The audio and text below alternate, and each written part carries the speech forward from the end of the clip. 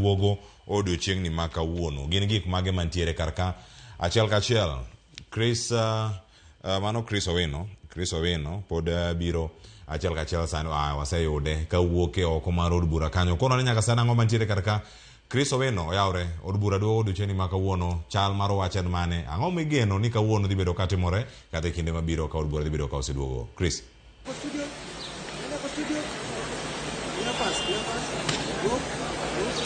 Erokamano Cleophas, mana ka iselero wane laru mar od bura kama odiochieng' ma kawuono jo od bura chako twak margi ayanga bang' dhi e yweyo mar dweche 2 higa mokalo. Twak mag od bura chakre odiochieng' ma kawuono e kinde ma ong'weng'o pod oliero ewi kweth jo od bura mathoth kod kweth jo od bura manok e od bura kaluwore kod doho kalore kod bura mane ogad kod joyal buche 3 mag doho mamalo mane owacho ni bura mane ong'ad kod spika mar od bura Moses Wetangula ni kweth mar Kenya Kwanza e kweth jo od bura mathoth e od bura en nodhi ataro kod chik kagi owacho ni mano ne onge kod neno mane yango ni kweth mar Kenya Kwanza e kweth jo od bura mathoth e od bura. Koro kapok adhi mang'eny an kod achiel kuom jo od bura ma kawuono dhi chako twak e nyim od bura, an kod Sir Charles Were Ong'ondo mondo olerwan to e kinde ma gidhi chako twak odiochieng' ma kawuono kar saa 8:30 inyalo chopo machiegni. In idhi bet komane mar spika, idhi bet ka jo od bura mathoth kose idhi bet e kweth mar jo od bura manok? Erokamano jalendo, mokwongo kawuono amor ahinya kabisa.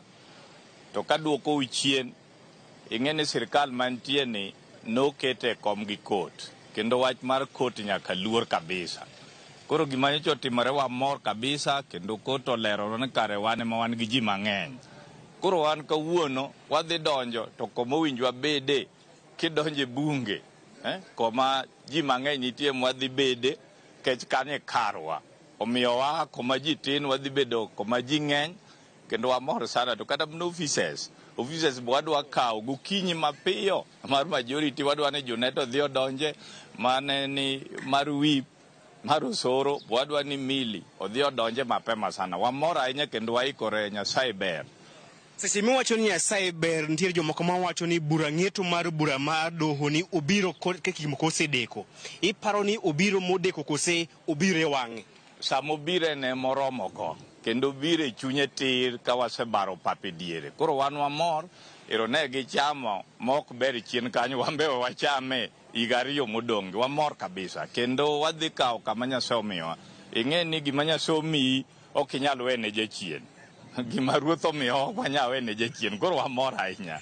Seche miwacho ni gima Nyasaye omiyo ok inyal wene jachien, Sir Charles, en gima oyangre ni riwruok mar Azimio kod Kenya Kwanza, to moloyo duond bura mar ODM kod jatend piny William Ruto, un e osiep manyien kendo utiyo kanyakla. Donge manyiso ni ok un joma ratiro, uondo Kenya Kwanza ni utiyo kodgi, to sie ma piny olokre to ujwang'o Kenya Kwanza? Ok wajwang'ogi nikech mache gima Nyasaye omiyowa, to be ing'e ni pod ji serore. Ka pod isero nyako pok ikete e ot mitero dhok minyuol kode, ok inyal koni mano chiegi. Koro ji wuoya lakini makorwa kono to miya to komono wawuoyo kaluwore gi mpango mantie mbele. Chikni bende iparo ni committees mag od bura monego bed ni ikawo kod kweth jo od bura mathoth bende udhi kawo committees ma kamago? Mano we wakwong wabede side wa mwaka office maduong' kato mago koro wabiro nono bang'e.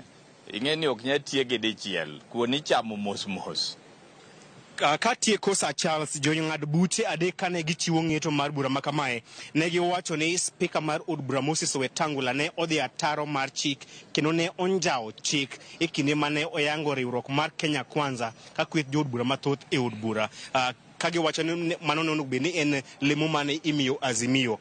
Bende ma uneno ka ni en gimomiyo onego bed ni ugolo spika Wetangula e kom mare mar bedo spika kuom dhi ataro mar chik e chenro mage mag od bura? Mano ok wabi wacho sani, nikech wan gima wadwa ng'iyo ni wakawo the rightful thing, to kendo ruling no osewuoyo comprehensively. Koro mano to ok wabi wacho, mano wabiro cross kwa wariche e bridge no. Sani wanaona ni wadwa dhi kawo side wa, gik mamoko wabiro wuoye.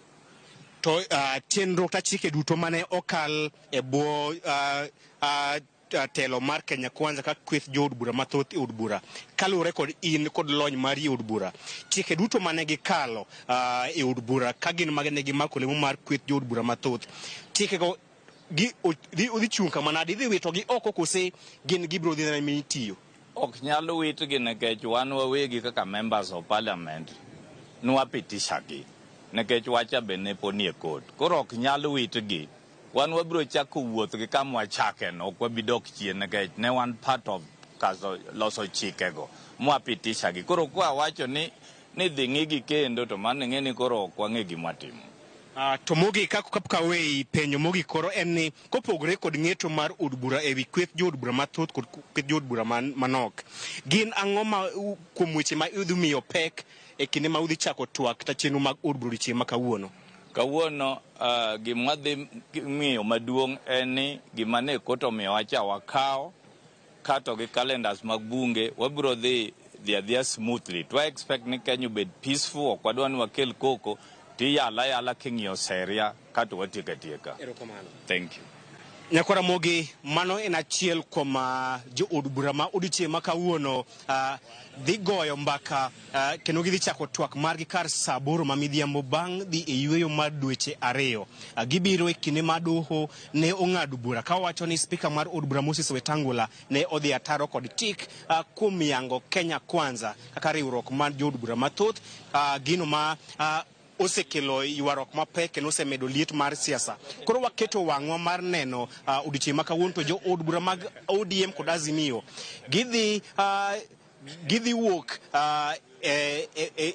riwruok mar kweth joma nok kendo gidonjo kweth jood bura mathoth kose to bende Junet Mohamed dhi kawo lemo mar jatend kweth jood bura mathoth mosebedo ka imako kod Kimani Ichung'wah kose to bende Milly Odhiambo dhi mako lemo mar jatend kata jalek kweth jood bura mathoth mosebedo ka imako kod Silvanus Osoro kose pod gidhi bet e lemo margi mag kweth jood bura manok gin gigo mwaketo wang'wa kendo ng'eyo ni jood bura mag Azimio dhi luwo ng'eto mar doho kose gidhi bet gidhi nyime kod bedo kweth mar jood bura manok e od bura mago wabiro minyi kwara mogi e weche mago mag saa 1 kod saa 3 otieno ma kawuono. Cleophas agoni erokamano ahinya Chris Owino kendo weche thoth ene madhi bedo kanyo ka imedo mana luwo kendo odiochieng' ma kono mag thuolo mar biro iri kinde ka kinde weche manyien mag migago ka gikata ng'ichwelo kod mano maroimore kaka ono wantiere kae chenro kaono chieng' tich ariyo ka wan kanyo kod duol wakaw ywe masani nyakoro mojongo duogo kod weche mago mag wito sir nomenda kata sir mago ne riwruoge mopogore opogore pacho kae bang' ywe makaw sani kik idhi mabor nyaka mabiro e kaunti ma Mombasa.